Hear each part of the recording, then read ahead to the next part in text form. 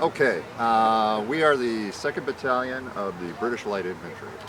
The Light Infantry were basically the scouts, the guys who would be in front of the Army during the advances, and on the retreats they would be behind the Army, guarding the rear of the retreating Army. We are a little bit different from your average British troop in that our clothing has been cut down and tailored for simplicity. What we're wearing here is basically our waistcoats that have had sleeves added. So our coat with tails is long gone. All the trim is long gone. You can see that we're also wearing Gator Trousers. And the Gator Trousers have this little part here that keeps all the stones and everything else out. We're in front of the Army. We're basically, we're out there hacking away at the wilderness to get through and make sure that the Army isn't ambushed. Thank you. So, you know, we're carrying British Light Infantry axes so we can get through the brush.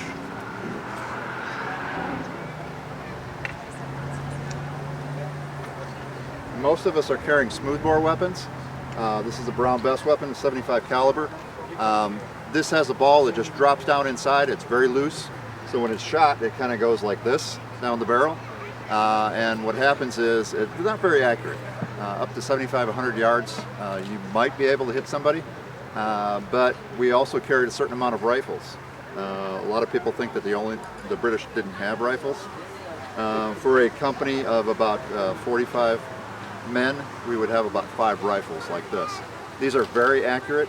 There's a couple of disadvantages to it. They load very slowly because inside we have rifling that the ball would have to engage in order to put a spin on it. So it's very slow to load, whereas you can just throw the loose ball down the musket very quickly. You could shoot 3-4 times if you were good within a minute with this. You're lucky to get 1 shot off in a minute with this. But this is much more accurate. You can shoot 300 yards and you can hit things with it. So this is kind of like a sniper rifle at the time. What else do we have? Bayonets? The big thing with the musket, though, was the Revolutionary War wasn't so much a slugfest. You would fire volleys, so you'd fire on the enemy, but the point wasn't to shoot your enemy to death. It was to create breaks in the line, at which point the British were famous for fixing these and pushing their enemy off the field. So unlike today's terms where you hear about enemy combatants killed or whatever, the Revolutionary War was much more about taking the field or taking the town. It wasn't so much about the killing of your enemy as much as it was pushing the enemy off of the field. But the one thing with the rifle, it didn't have the bayonet. Yeah, the rifle, the downside of the rifle is that the barrel has to be much thicker. There's no way to fix the bayonet. So you would always have smoothbore muskets with bayonets and rifles on the field for the light infantry so that these guys can back up these guys when we got in close quarters.